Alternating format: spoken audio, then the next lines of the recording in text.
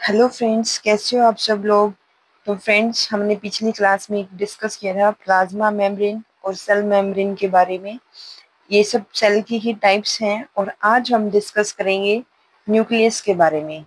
ये हमारे पास न्यूक्लियस का डायग्राम है जो स्क्रीन पर हमें दिख रहा है। ये न्यूक्लियस का डायग्राम है।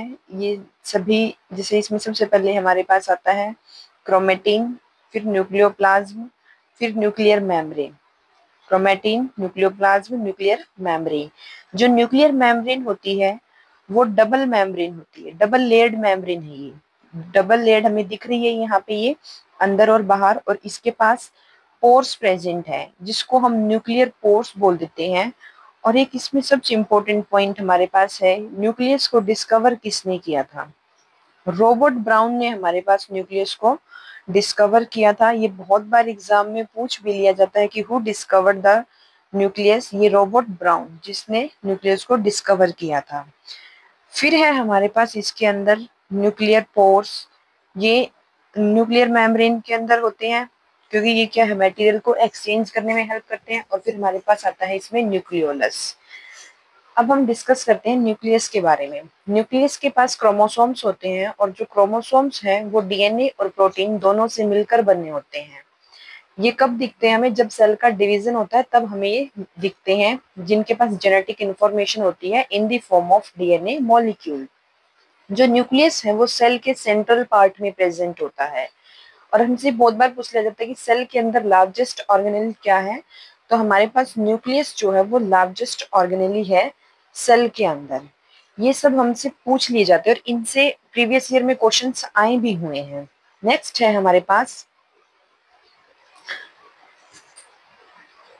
नेक्स्ट है न्यूक्लियस। फंक्शन ऑफ न्यूक्लियस क्या है।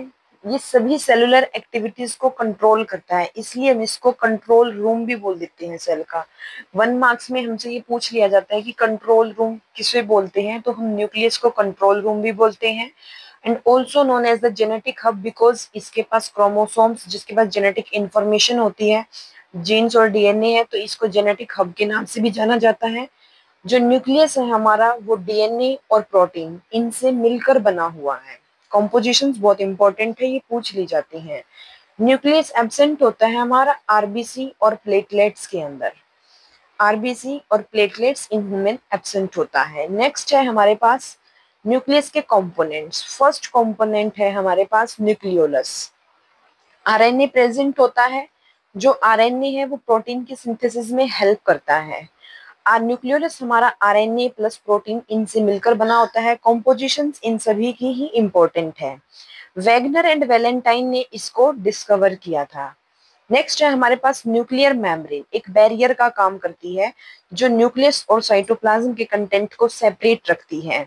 जो न्यूक्लियर मेम्ब्रेन है वो फोस्फोलिपिड से बनी होती है। कॉम्पोजिशंस इनकी इंपॉर्टेंट है, सभी की ही ये याद रखनी पड़ेंगी। जो न्यूक्लियोलस है वो हमारी आरएनए और प्रोटीन से बनी हुई है और न्यूक्लियर मेम्ब्रेन हमारी फोस्फोलिपिड से बनी हुई है। नेक्स्ट हमारे पास आता है न्यूक्लियोप्लाज्म। न्यूक्लियोप्लाज्म हमारा mass of thread like structure, एक थ्रेड लाइक स्ट्रक्चर है हमारे पास, जिसको क्रोमेटिन, जब सेल का डिवीजन होता है तब हमें ये चीजें दिखती हैं। सेल के अंदर इंफॉर्मेशन स्टोर कौन करता है, डीएनए। और डीएनए हमारा न्यूक्लिक एसिड से बना होता है। जो क्रोमेटिन है हमारा वो डीएनए और प्रोटीन से मिलकर बना होता है। क्रोमोसोम्स के अंदर 23 पेयर्स होते हैं और डीएनए के अंदर क्या होता है, chromosomes contain DNA, genetic material. जो डीएनए है वो जेनेटिक इंफॉर्मेशन को स्टोर करता है हमारे पास यहाँ पे। ये था हमारा इसमें न्यूक्लियोप्लाज्म के बारे में। नेक्स्ट है हमारा जीन। जीन हमारे पास क्या होता है, सेगमेंट ऑफ डीएनए होती है। सेगमेंट ऑफ डीएनए को हम जीन बोल देते हैं। इन न्यूक्लियस साइटोप्लाज्म नहीं होता और न्यूक्लियस के अंदर हमारे पास क्या होता है, डीएनए, आरएनए और प्रोटीन प्रेजेंट होता है। फिर आगे हमारे पास आता है टाइप्स ऑफ सेल। दो तरह की सेल होती है हमारे पास, प्रोकैरियोटिक एंड यूकैरियोटिक। प्रोकैरियोटिक में प्रो यानी कि प्रिमिटिव, कार्योन्स यानी कि न्यूक्लियस, और यू का मतलब है ट्रू और कार्योन्स मतलब न्यूक्लियस, ट्रू न्यूक्लियस, इनकी वहां न्यूक्लियस प्रेजेंट है। प्रोकैरियोट्स में सेल मेम्ब्रेन एब्सेंट प्रेजेंट होती है। मेम्ब्रेन प्रोकैरियोट्स में भी होती है और यूकैरियोट्स में भी होती है। डीएनए प्रोकैरियोट्स में भी होता है, यूकैरियोट्स में भी होता है। प्रोकैरियोट्स में जो ऑर्गेनेल्स होती है वो मेम्ब्रेन के बिना होती है और यूकैरियोट्स में मेम्ब्रेन बाउंड कर कर रखती है उनको। प्रोकैरियोट्स में न्यूक्लियस एब्सेंट होता है, यूकैरियोट्स में न्यूक्लियस प्रेजेंट होता है। हिस्टोन प्रोटीन प्रेजेंट होता है यूकैरियोट्स में, और जो प्रोकैरियोट्स है उसमें न्यूक्लियर मेम्ब्रेन एब्सेंट होती है। लेकिन जो न्यूक्लियर मेम्ब्रेन है हमारी वो यूकैरियोट्स के अंदर प्रेजेंट होती है। प्रोकैरियोट्स के अंदर क्या होता है कि सिंगल क्रोमोसोम्स होते हैं, उसके पास अनडेवलप्ड सेल होती है। यूकैरियोट्स के अंदर डेवलप्ड सेल होती है। यूकैरियोट्स में एग्जांपल्स हैं हमारे पास फंगस, प्रोटिस्टा, प्लांट्स, एनिमल्स।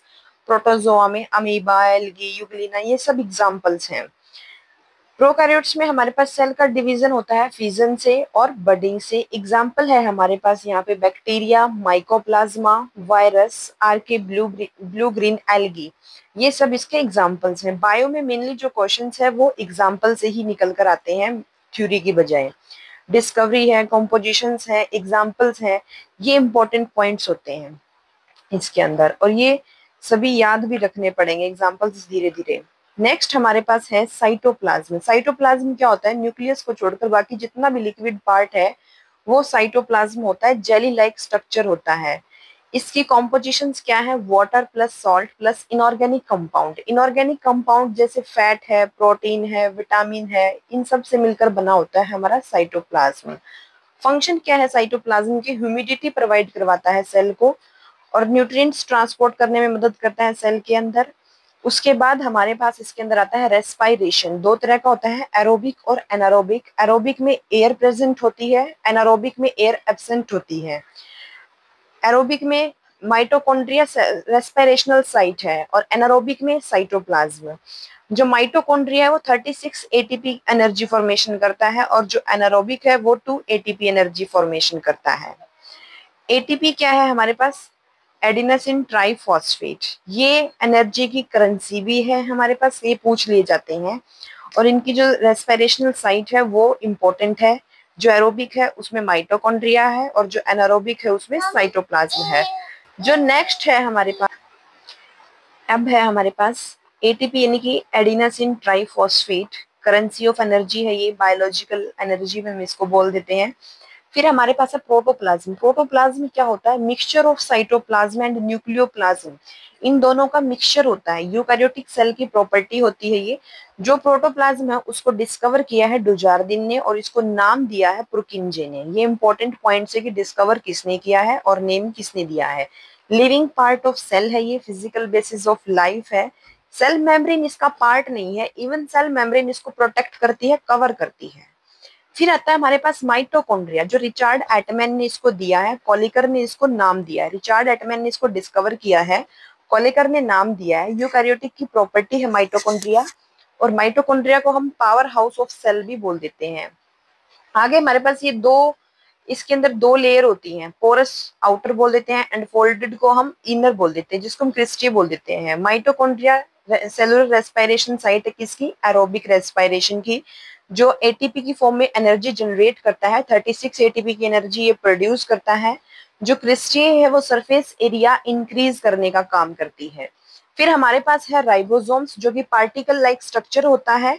1955 में जॉर्ज ई पैलाडे ने इसको डिस्कवर किया था। राइबोसोम का फंक्शन क्या है? अमीनो एसिड को सेलेक्ट कर प्रोटीन की सिंथेसिस करना, इसलिए हम इसको प्रोटीन फैक्ट्री भी बोल देते हैं। जो राइबोसोम्स है डेंसिटी के अकॉर्डिंग वो दो तरह का होता है हमारे पास, 70s एंड 80s। ये दो तरह का होता है इसमें। 70s क्या है हमारे पास? यहाँ पर सेडबर्ग कांस्टेंट है। प्रोकैरियोट्स में होता है हमारे पास 70s, यूकैरियोट्स में होता है हमारा 80s। इनकी सब यूनिट्स क्या है हमारे पास? 30s प्लस 70s, और 80s की कितनी है? 40s plus 60s। इसका 70s का एग्जांपल है हमारे पास बैक्टीरिया, ब्लू ग्रीन एल्गी। वही जो प्रोकैरियोट्स के एग्जांपल्स हैं वो सभी 70s में इंक्लूड होंगे और जो यूकैरियोट्स की है वो 80s में इंक्लूड होंगे। तो फ्रेंड्स आज के लिए इतना ही, मिलते हैं नेक्स्ट वीडियो में। तब तक के लिए लाइक, शेयर एंड सब्सक्राइब जरूर करें।